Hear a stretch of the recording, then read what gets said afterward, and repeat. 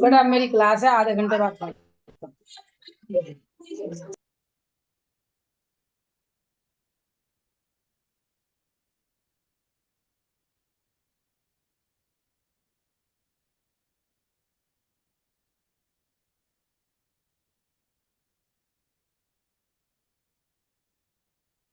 नमो अरिहंताणं नमो सिद्धाणं नमो आयर्याणं नमो वज्रायाणं नमो लोय सव्यसाहुनम्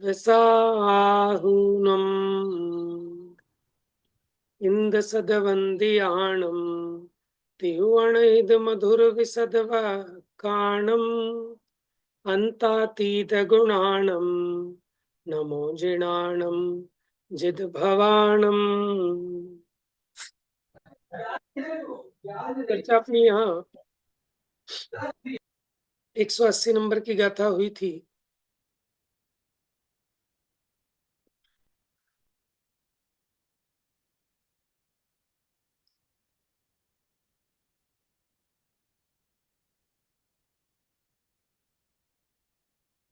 हम्म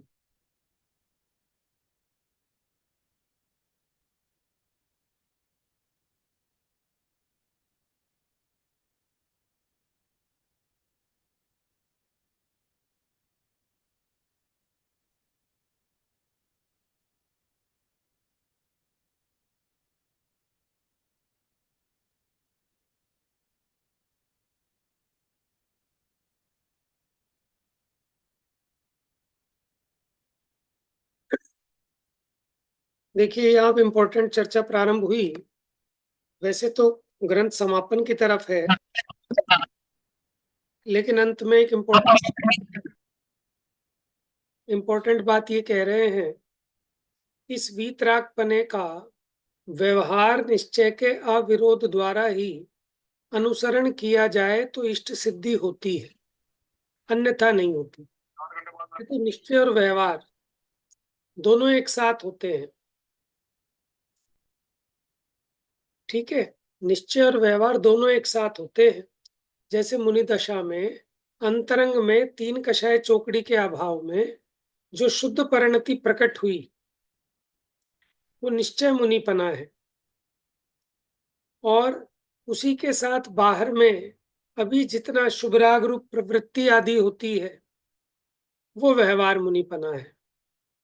तो इन दोनों में विरोध नहीं है, इन दोनों में साम्यपना है। जिसके तीन कषाय चौकड़ी का अभाव हुआ, तो एक संजुलन कषाय के उदय में वहां उन्हें महाव्रत आदि के विकल्प, पांच समिति पूर्वक विचरण करना, ये सब दोनों चीजें साथ में होती हैं। तो उपचार से बाहर में नग्नता, 28 मूल गुणों का पालन, इसको व्यवहार मुनिपना कह देते हैं। और भीतर में तीन कषाय चौकड़ी के अभाव में जो शुद्ध परिणति प्रकट हुई, वो निश्चय मुनिपना है। तो दोनों में कोई विरोध नहीं है, दोनों एक साथ एक समय में पाए जाते हैं एक जीव में। फिर यहाँ चर्चा प्रारंभ की थी कि देखो, हम जो व्यवहार की चर्चा करते हैं वो निश्चय सापेक्ष, और निश्चय की चर्चा व्यवहार सापेक्ष। अगर निरपेक्ष हो तो वो एकांत हो जाए, मिथ्या एकांत। और सापेक्ष है माने दूसरे पक्ष का निषेध किए बिना हम एक पक्ष को मुख्य करते हैं। तो यहाँ जीव को अनादि से भेद की बुद्धि है। अब भेद के बिना उसको समझ में नहीं आता, तो हम भेद करके समझाते हैं कि ये जो तीन लोक के नाथ है भगवान, ये तो है पूज्य। और इनकी पूजा काहे से होती है कि मेरे परिणामों में जो आंशिक शुद्धि प्रकट हुई है, वो है पूजक। तो इस प्रकार भेद दृष्टि के द्वारा प्रारंभिक भूमिका में ये व्यवहार नय से भिन्न साध्य साधन भाव का अवलंबन लेकर सुख के तीर्थ का प्रारंभ करते हैं। जैसे ये श्रद्धेय है, ये अश्रद्धेय है, ये श्रद्धा करने वाला है, ये श्रद्धान है। तो इस प्रकार कर्म रूप विभागों के अवलोकन द्वारा जिन्हें सुंदर उत्साह उल्लसित होता है, ऐसे वे धीरे धीरे मोह मल्ल को उखाड़ते जाते हैं। कदाचित अज्ञान के कारण, मद और प्रमाद के वश होने से, अपना आत्माधिकार शिथिल हो जाने से, अपने को न्याय मार्ग में प्रवर्तित करने के लिए वे प्रचंड दंड नीति का प्रयोग करते हैं। ज्ञानियों की चर्चा चल रही है।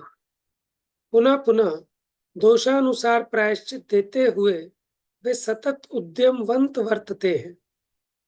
मैं पढ़ूं भैया? हाँ जी, मैं पढ़ूं? पढ़िए पढ़िए।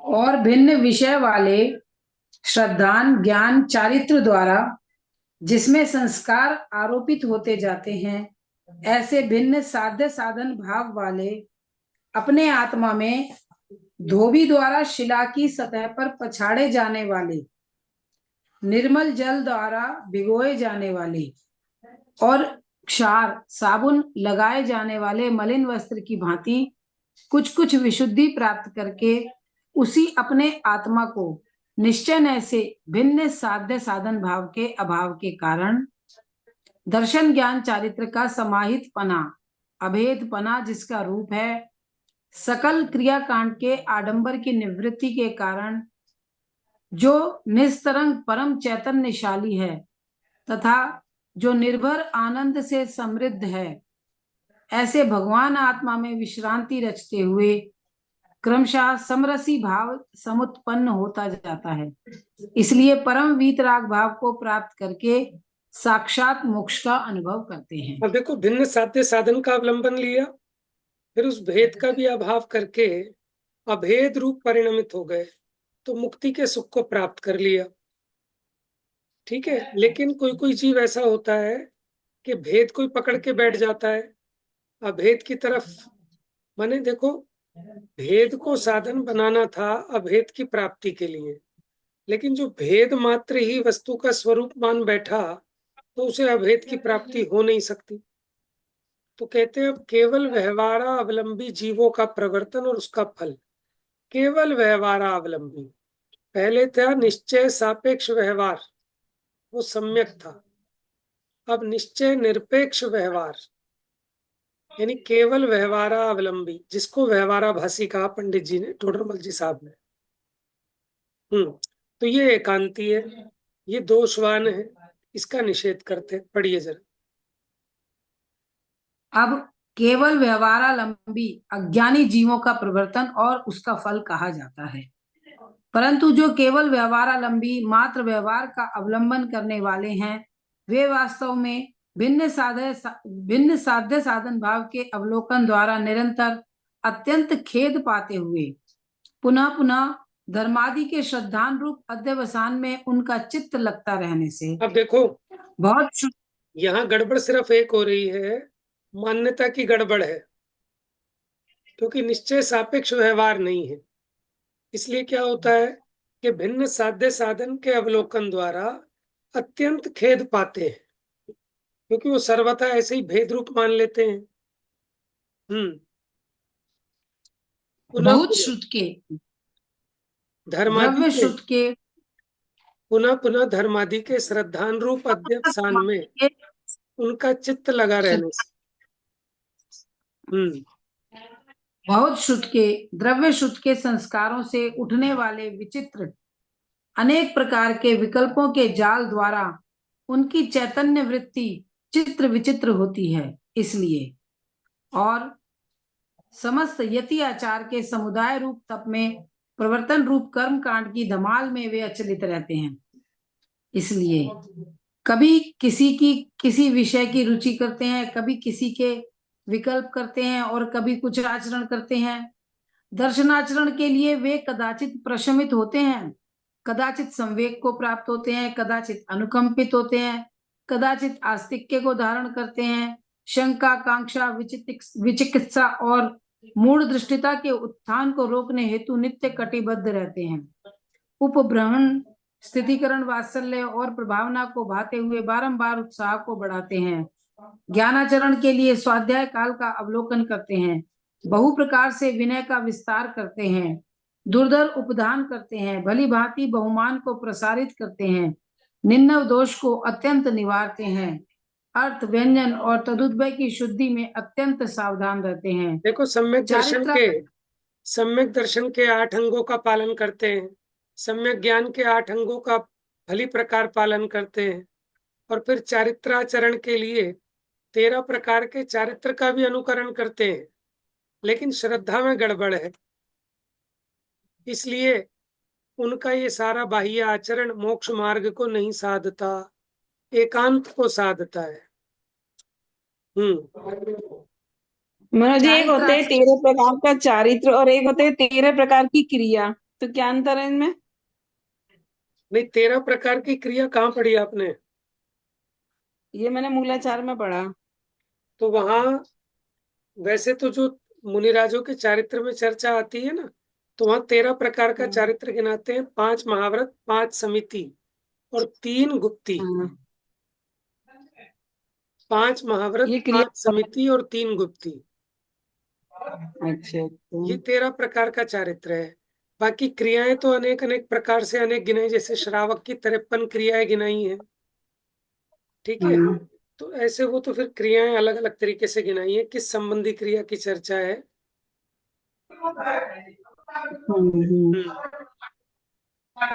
ठीक है। हाँ, पढ़िए। तपाचरण के लिए, चारित्राचरण के लिए हिंसा, असत्य, स्तेय, अभ्रम और परिग्रही की सर्वविरति रूप है।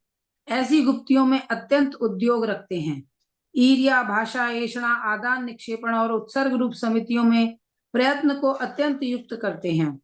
तपाचरण के लिए अनशन, अवमोदर्य, वृत्ति, परिसंख्यान, रस परित्याग, विविक्त, शय्यासन और काय क्लेश में सतत उत्साहित रहते हैं।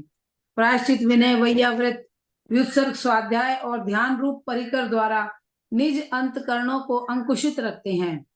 वीर्य आचरण के लिए कर्म कांड में सर्वशक्ति द्वारा व्यापृत रहते हैं।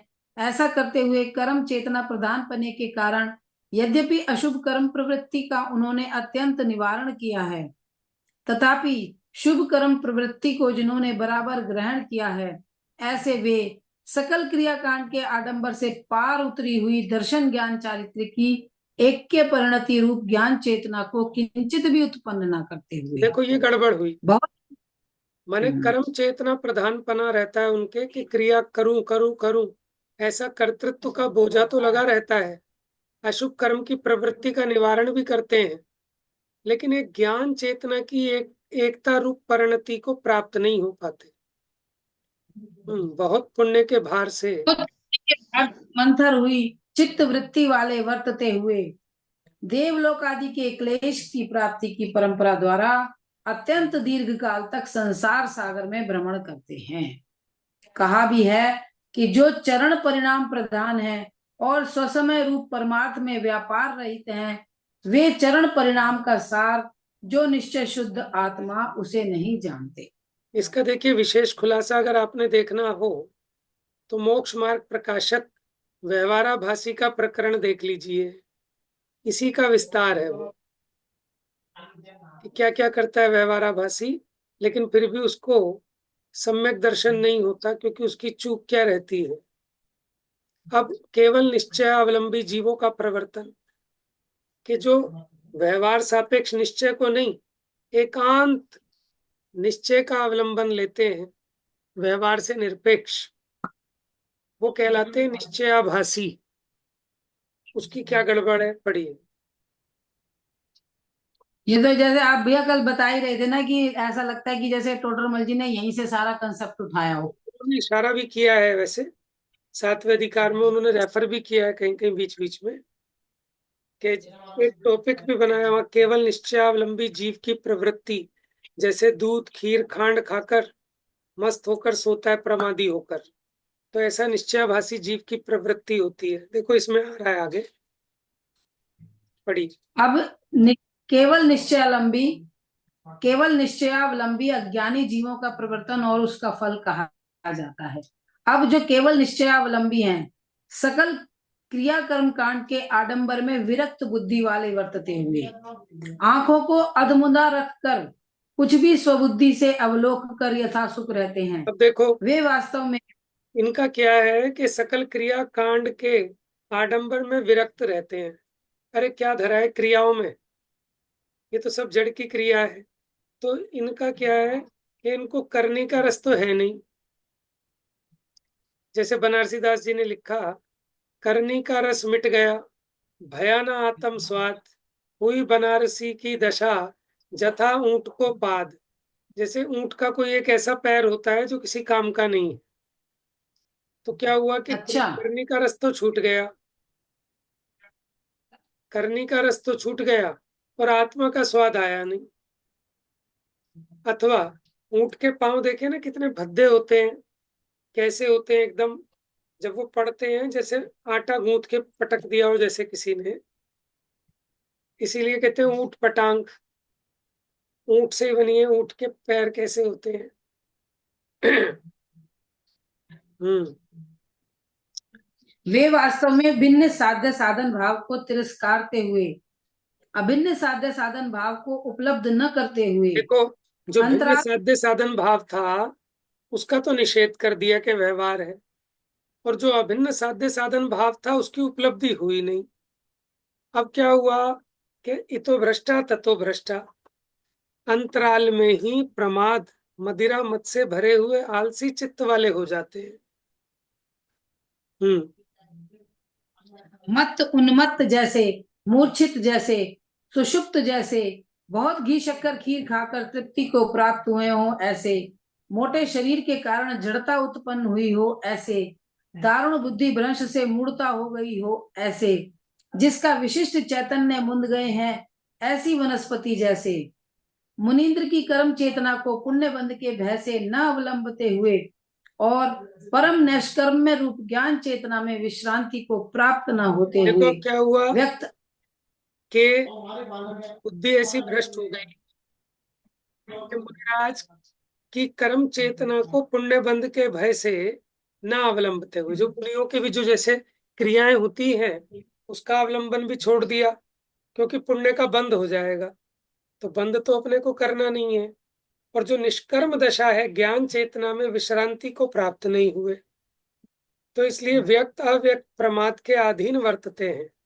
और निम्न कोटि के कर्म फल की चेतना के प्रधान पने वाली प्रवृत्ति जिसे वर्तती है, माने अशुभ की भूमिका में चलते हैं, फिर वो शुभ का अवलंबन तो लेते नहीं। भैया ऐसे करते क्या है वो, मतलब जैसे पूजा पाठ वगैरह कुछ कर नहीं रहे जो निश्चयवासी हैं, देखो ये लिखा, कोई भी हो वो, कोई भी हो, ये देखो, तो मतलब वो फिर करेंगे क्या सारा देखो ना, टाइम, मतलब आंखों को अंध मुदा रखकर, आंखों को अधमुंदा रखकर कुछ भी स्वबुद्धि से अवलोक कर यथा सुख रहते हैं। माने थोड़ी थोड़ी आंखें मीच ली, आहा आहा, कुछ भी अपने मन में अवलोकन करके, ठीक है, सुख का सा आभास करते रहते हैं। तो वैसे भैया इसमें बुराई क्या है, वो तो कुछ भी नहीं कर रहे ना, ना अच्छा कर रहे ना बुरा कर रहे, बुरा भी तो नहीं कर रहे। लेकिन मनुष्य भव तो बेकार में जा रहा है ना भाई, जब तक आप वस्तु क्यों, के वो तो स्वरूप का आग मूंद के चिंतन तो वही कर रहे हैं ना। चिंतन कहाँ कर रहे हैं, आप देखो ना, चिंतन की तो सारी गड़बड़ है। यहाँ जो हमने वस्तु का अभेद स्वरूप बताया था वो भेद सापेक्ष था, वस्तु को नित्य कहा था, अनित्य सापेक्ष कहा था। लेकिन वो तो एकांत एक पक्ष को पकड़ के बैठ जाता है, तो इसलिए वस्तु का जो यथार्थ स्वरूप है वो उसके ज्ञान में आता ही नहीं है ना, क्योंकि उसको एक एकांत वाली हाँ। बात, हाँ, अगर फिर तो वो ये जो आत्मा तो उसे प्राप्त हुई नहीं, और धर्म की क्रियाओं में जो मतलब पुण्य जिसे कह देते हैं उसमें लगेगा नहीं, तो फिर तो अशुभ ही बच गया। वो अशुभ भाव चलता है उसको। देखो कहा है ना, ये देखो नीचे, व्यक्त अव्यक्त प्रमाद के अधीन वर्तते हुए निम्न कोटि के कर्म फल की चेतना के प्रधान पने वाली प्रवृत्ति जिसे वर्तती है, ऐसी वनस्पति की भांति, वनस्पति माने एक इंद्रिय जड़ की भांति, केवल पाप को ही बांधते हैं। और टोटरमल जी ने लिखा है कि व्यवहाराभासी तो मर के स्वर्ग जाएगा, लेकिन ये निश्चयाभासी नरक भी चला जाता है। इन्होंने तो एक इंद्री भी बता दिया, एक हाँ तरह हाँ, से वनस्पति की बात कर रहा है, तो समझ लो क्योंकि एक इंद्री में वनस्पति ही की जाएगा कर्म एक फल तरह। चेतना की मुख्यता कही है ना, तो उसको करने का रस तो हम्म। है नहीं कि कोई क्रियाकांड करे, कोई धर्म ध्यान आदि करे, वो तो कुछ करना नहीं। तो इसलिए भाई स्थिति तो तीन ही है कि या तो शुभ या अशुभ और या शुद्ध। तो शुद्ध में है नहीं, शुभ में है नहीं, तो अशुभ ही रह गई फिर तो। बराबर प्रमाद में जीवन व्यतीत करता है, थोड़ी सी बातें कर लेता है बस। गाथा का अर्थ पढ़िए। निश्चय का अवलंबन लेते हुए परंतु निश्चय को न जानने वाले कुछ जीव, निश्चय का अवलंबन लेने वाले परंतु निश्चय से निश्चय को न जानने वाले निश्चय से माने कुछ वास्तव में, जीव। निश्चय से माने हाँ, वास्तव में, निश्चय को न जानने वाले। कुछ जीव बाह्य चरण में आलसी वर्तते हुए चरण परिणाम का नाश करते हैं, मतलब चारित्र का भी नाश कर देते हैं। चारित्र का भी माने वो कुछ परिणामों का भी नाश करते हैं। अब सच्चे आराधक जीव का स्वरूप वह आराधना का फल कहते हैं, परंतु जो अपुनर्भव के मोक्ष के लिए नित्य उद्योग करने वाले महाभाग भगवंतों के निश्चय व्यवहार में से किसी एक का ही अवलंबन न लेने से अत्यंत मध्यस्थ वर्तते हुए शुद्ध चैतन्य रूप आत्म तत्व में विश्रांति के विरचन की ओर विरचन माने भैया?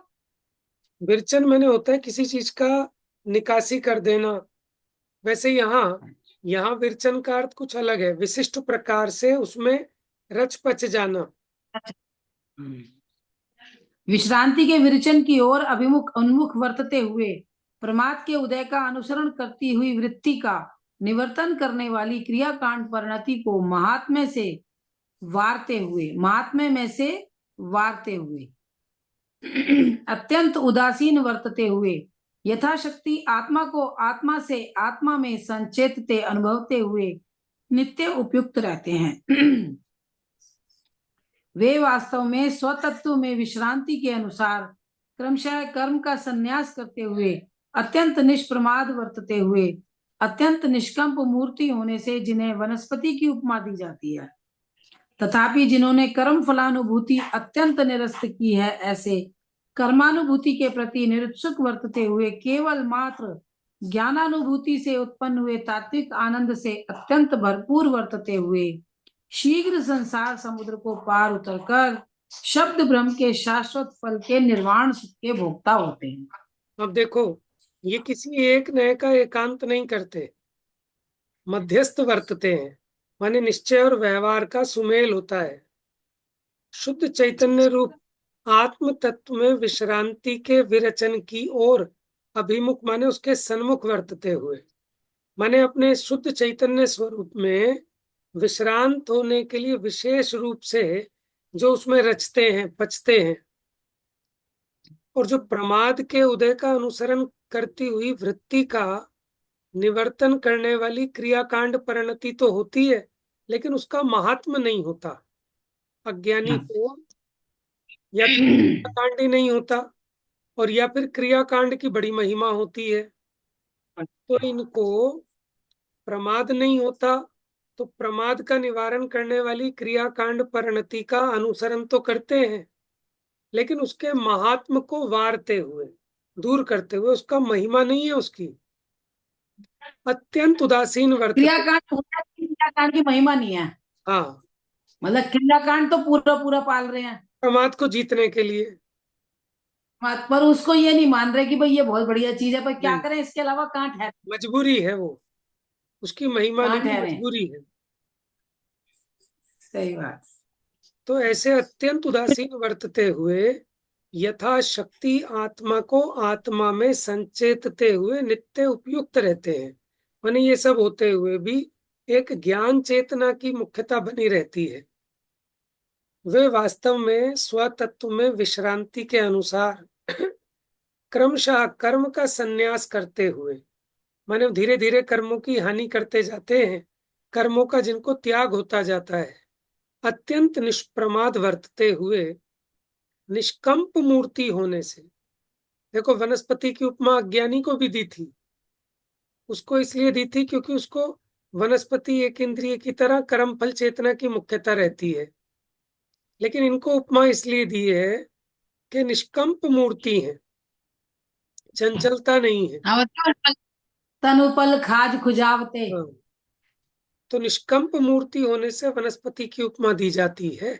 फिर भी जिन्होंने कर्म फलानुभूति अत्यंत निरस्त की है, कर्म फल चेतना को दूर किया है, ऐसे कर्मानुभूति के प्रति निरुत्सुक वर्तते हुए, उन्हें कर्म के फल में रस नहीं है, केवल ज्ञानानुभूति से उत्पन्न हुए तात्विक आनंद से अत्यंत भरपूर वर्तते हुए शीघ्र संसार समुद्र को पार उतरकर शब्द ब्रह्म के शाश्वत फल के भोक्ता होते हैं। शब्द ब्रह्म माने जिनवाणी, जिनवाणी जिसे एक शुद्धात्मा का निरूपण करती है, ऐसे शुद्धात्मा को व्यक्त करते हैं, प्राप्त करते हैं। तात्पर्य वृत्ति टीका। उत्थानिका। अब इस पंचास्तिकाय प्राभृत शास्त्र का वीतरागता ही तात्पर्य है, ऐसा कहते हैं। तात्पर्य वृत्ति। क्योंकि इस ग्रंथ में यहाँ मोक्ष मार्ग के विषय में वीतरागता ही दर्शाई गई है, इस कारण से निवृत्ति के अभिलाषी पुरुष सर्वत्र विषय में किंचित भी राग नहीं करे, वह उस रागादि के अभाव से वीतरागी होकर भव्य जीव भव समुद्र पार होते हैं। देखो, निश्चय सापेक्ष यथार्थ आराधना। अब टीका में बताएंगे। अभी जो हमने चर्चा की थी, अमृत चंद्राचार्य की टीका थी वो। अब जैसे आचार्य भी ये स्पष्ट करेंगे कि निश्चय व्यवहार सापेक्ष सच्ची आराधना होती है। पढ़िए। वह इस प्रकार, क्योंकि यहाँ इस शास्त्र में मोक्ष मार्ग व्याख्यान के विषय में निरुपाधि चैतन्य प्रकाश रूप वीतरागता ही दिखाई गई है, इसलिए केवल ज्ञानादि अनंत गुणों की व्यक्ति प्रकट रूप कार्य समय सार शब्द से कहा जाने वाला मोक्षाभिलाषी भव्य अरहंत आदि के विषय में भी स्वसंवित्ति रूप राग नहीं करो। देखो, उससे निरुपराग। कार्य समय सार किसे कहते हैं? कि जो अनंत परमात्मा के केवल ज्ञान आदि विभूति प्रकट हो गई है, ठीक है, तो वो दशा है कार्य समय सार। तो कार्य समय सार शब्द से कहा जाने वाला मोक्षाभिलाषी भव्य अरहंत आदि के विषय में भी स्वसंवित्ति रूप राग नहीं करो। माने अरहंत आदि भी अगर उनके संबंध में भी आप राग करोगे तो मुक्ति की प्राप्ति नहीं होगी। अगर आप मोक्ष के अभिलाषी हैं तो अरहंत आदि के विषय में भी राग नहीं करो। उससे निरुपराग चैतन्य ज्योति भाव से वीतराग होकर अजरा अमर पद के विपरीत जन्म जरा मरण आदि विविध जलचरों से भरे हुए वीतराग परमानंद एक रूप सुख रस के स्वाद का विरोधी। देखो अपना स्वभाव कैसा है। वीतराग परमानंद एक रूप सुख रस के स्वाद और उसका विरोधी नरक आदि दुख रूप खारे जल से परिपूर्ण रागादि विकल्प रहित। देखो उपमा अलंकार का प्रयोग बहुत है। यह क्या कह रहे हैं? निरुप राग माने राग से रहित, चैतन्य ज्योति भाव से वीतराग होकर अजर अमर पद के विपरीत जन्म जरा मरण आदि रूप विविध जलचरों से भरे हुए। जैसे जो खारा समुद्र है तो उसमें अनेक प्रकार के विविध जलचर जीव होते हैं कष्ट पहुंचाने वाले। तो संसार रूपी खारे समुद्र में जन्म जरा मरण आदि विविध जलचर जीव हैं और उससे रहित एक मगरमच्छ वगैरह हाँ। तो जो वीतरागी सुख रस का स्वाद है उससे विरोधी है ये नारक आदि दुख रूप खारा जल,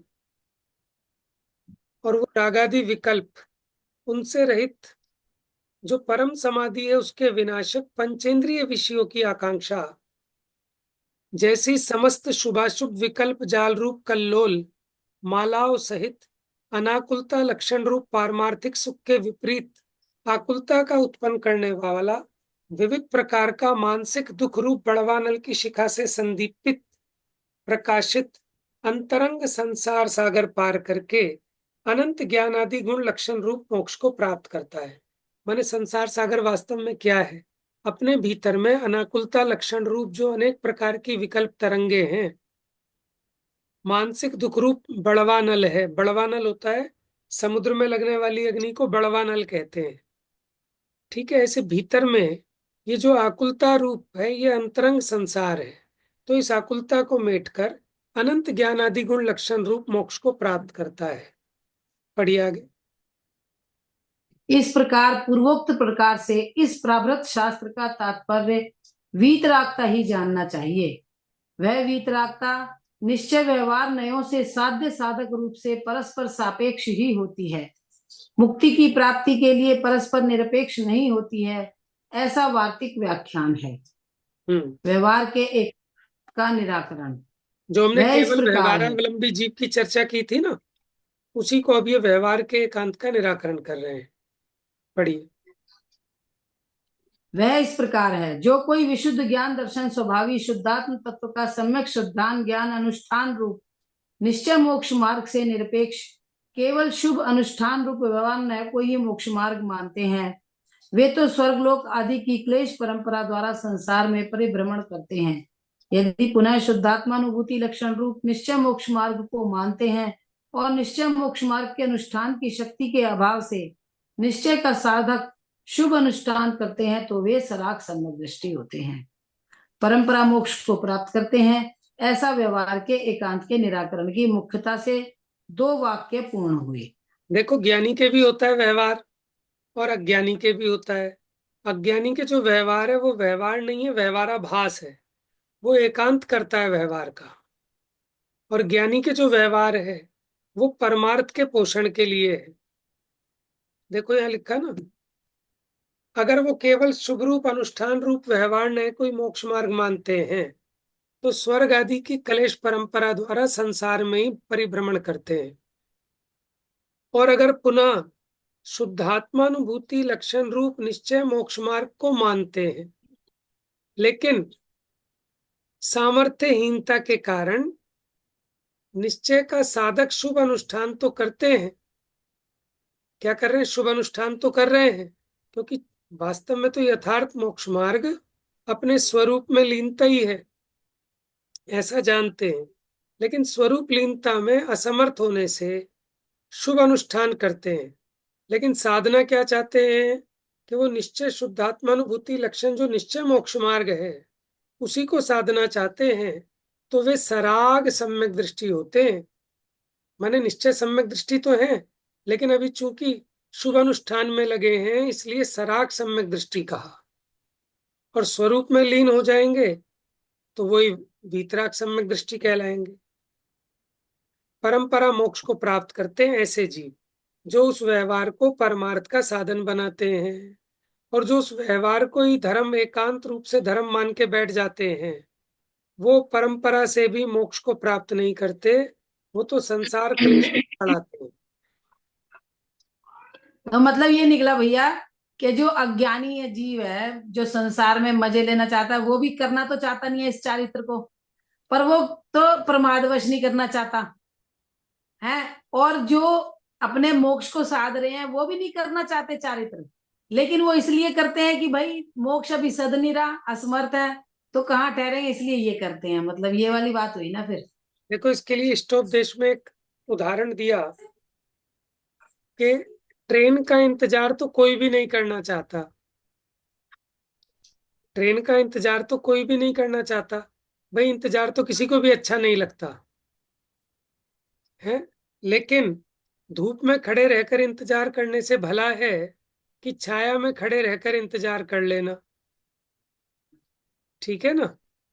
तो बस इसी प्रकार अशुभ में रहकर धर्म की प्राप्ति नहीं होती, इसलिए बुद्धि पूर्वक अशुभ से बचकर शुभ में खड़े रहकर, लेकिन उसी को मोक्ष मार्ग ना मान ले और अपनी ट्रेन का इंतजार करे, तब तो वो यथार्थ साधन बने, नहीं तो वो व्यवहाराभास हो जाए।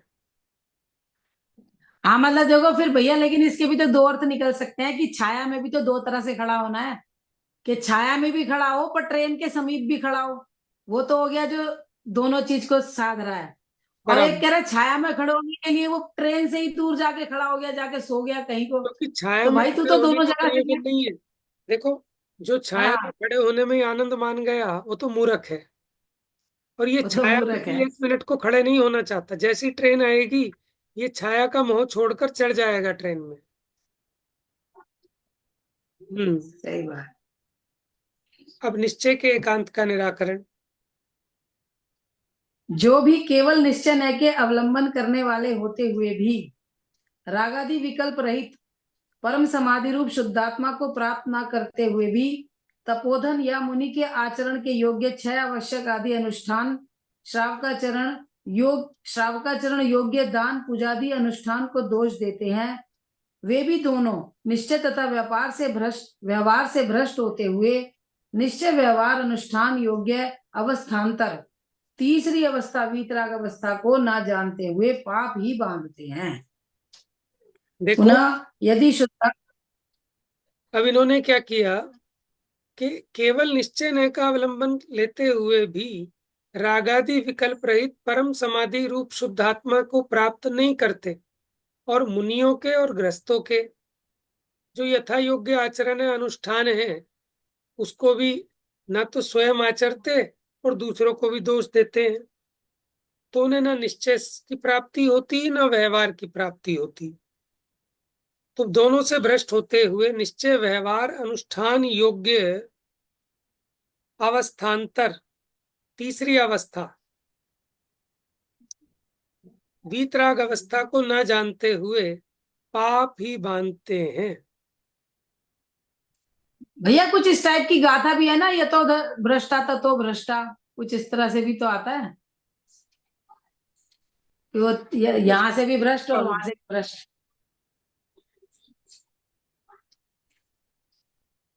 ख्याल नहीं, ऐसे वो तो अष्टपाहुड़ की गाथा है ना, ये भ्रष्ट से भी भ्रष्ट हैं जिनको कभी निर्वाण न हो द्रग हो पार चारित्र भ्रष्ट पर द्रग भ्रष्ट को निर्वाण न। ऐसी बहुत सारी गाथाएं हैं अष्टपाहुड़ में। आगे पढ़िए। पुनः यदि शुद्धात्मानुष्ठान रूप मोक्ष मार्ग उसके साधक व्यवहार मोक्ष मार्ग को मानते हैं, तो चारित्र महोदय के कारण शक्ति के अभाव से शुभ अशुभ अनुष्ठान रहित भी यद्यपि शुद्धात्म भावना सापेक्ष शुभ अनुष्ठान में रत पुरुष के समान नहीं होते, तथापि सराग सम्यक्त्व आदि दान से व्यवहार सम्यक दृष्टि होते हैं और परंपरा मोक्ष को प्राप्त करते हैं। ऐसा निश्चय एकांत निराकरण की मुख्यता से 2 वाक्य पूर्ण हुए। देखो, अब यदि शुद्धात्मानुष्ठान रूप मोक्ष मार्ग उसके साधक व्यवहार मोक्ष मार्ग को मानते हैं, तो चारित्र महोदय के कारण शक्ति के अभाव से, माने चारित्र मोहनीय का उदय, उसके कारण अभी शक्ति उतनी नहीं है कि शुभ अनुष्ठान को कर पाए, तो भी शुभ अशुभ अनुष्ठान रहित भी यद्यपि शुद्धात्म भावना सापेक्ष शुभ अनुष्ठान में रत पुरुष के समान नहीं होते, तथापि सराग सम्यक्त्वादि दान से व्यवहार सम्यक दृष्टि होते हैं और परंपरा मोक्ष को प्राप्त करते हैं, तथा निश्चय एकांत निराकरण की मुख्यता से 2 वाक्य पूरे हुए। ये लाइनें समझ नहीं आई भैया। देखो, जो निश्चय और व्यवहार मोक्ष मार्ग को मानते हैं, तो उनके चारित्र मोह के उदय के कारण शक्ति के अभाव से शुभ अशुभ अनुष्ठान रहित भी यद्यपि शुद्धात्म भावना सापेक्ष शुभ अनुष्ठान में रत पुरुषों के समान नहीं होते। देखो, जैसे कोई ज्ञानी पुरुष है ना, शुद्धात्म भावना सापेक्ष शुभ अनुष्ठान में लगते हैं, तो भले ही अभी ये शुभ अनुष्ठान में नहीं लग पा रहा, लेकिन अब इसको उपादेयपना है कि जो निश्चय मोक्ष मार्ग है उसके साथ ऐसा इस प्रकार का व्यवहार भी यथा योग्य होता है, लेकिन कदाचित ये नहीं कर पा रहा, तो भी सराग सम्यक्त्वादि दान से, सराग सम्यक्त्वादि दान से व्यवहार सम्यक दृष्टि होते हैं और परंपरा, देखो ये ना श्रद्धान की भूल है, बात क्रिया की नहीं है। चाहे वो क्रिया पाले चाहे नहीं पाले, अगर उसकी मान्यता ठीक है तब तो वो सम्यक दृष्टि है, और अगर उसकी मान्यता ही ठीक नहीं है, भले क्रिया पूरी बराबर करे तो भी मिथ्या दृष्टि है। एक बार इसका प्राकृत में भी देखते हैं, कुछ मुझे एक आध शब्दों में गड़बड़ भी लग रही है। पाठ पे हो रहा है भैया कि इसमें जब दोनों ही अनुष्ठान रहित बता दिया, उसे शुभ और अशुभ दोनों ही अनुष्ठान रहित बता वही मुझे देखना है।